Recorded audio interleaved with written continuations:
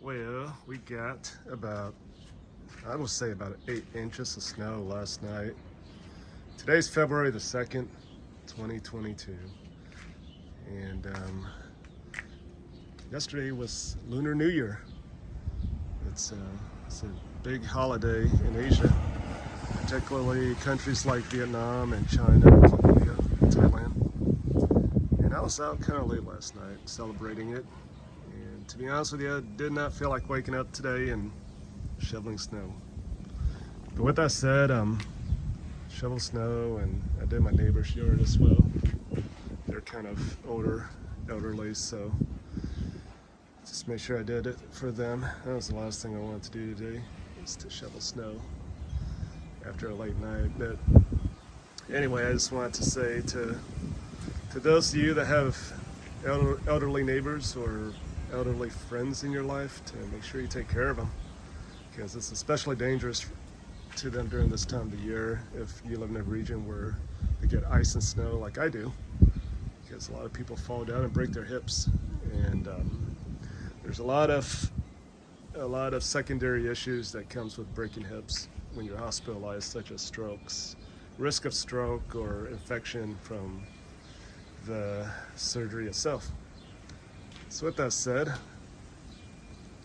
I just wanted to give a shout out to those who want to do something nice for somebody today. If you live in an area that has snow or getting ready to have snow, make sure you take care of your neighbors and your friends that need it.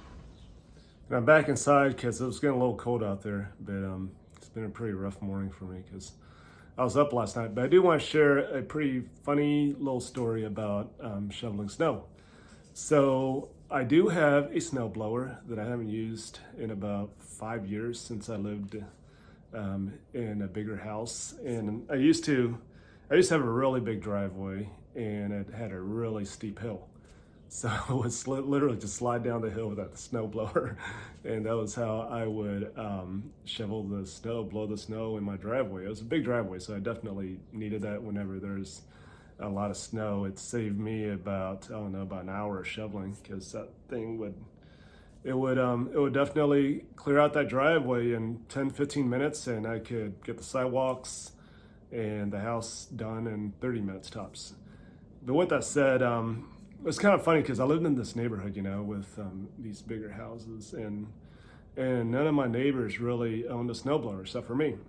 And the reason why was probably because a lot of them used a service that would come out to their house and shovel the snow for them. I was the only guy that did that. I had this one neighbor in particular. He lived across the street from me, and he was this podiatrist. He must have owned a pretty successful podiatry service or company, whatever you want to call it, practice. But he lived in a pretty big house, and he had a pretty big driveway just like I did. And when I just moved in, he was kind of snooty to me. He never said hi or waved at me whenever I tried to talk to him. And I remember one day in particular, I was outside with this drought about, 7-8 years ago in Missouri. Had a really bad drought, and all of my grass just dried up. And that was the first time I ever to deal with, just dead grass on my lawn. And I had a sprinkler system, but I guess I didn't sprinkle it enough. I never had to deal with dead grass, like I said. So it died.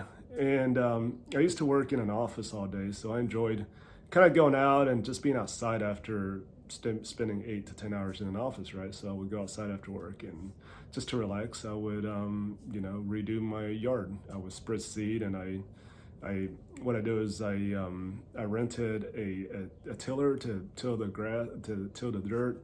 Then I spread the seed, and I would water it, and it was about, it was a lot of work. It took me about 2 or 3 weeks to get the yard all tilled and all seeded, because I would do it after work. And I remember one day after work, he was talking to another neighbor, and I could hear him saying pretty loud, just talking trash about me. He was like, if I was him, he should just hire an outside company to do that. I don't know why he would do that. I don't want to be like that guy. Basically just trying to make the assumption that I can afford the house, and I really didn't have any business living in that neighborhood if I can afford the house. I mean, he was making a lot of assumptions about me. which were not true, by the way. I would never do that.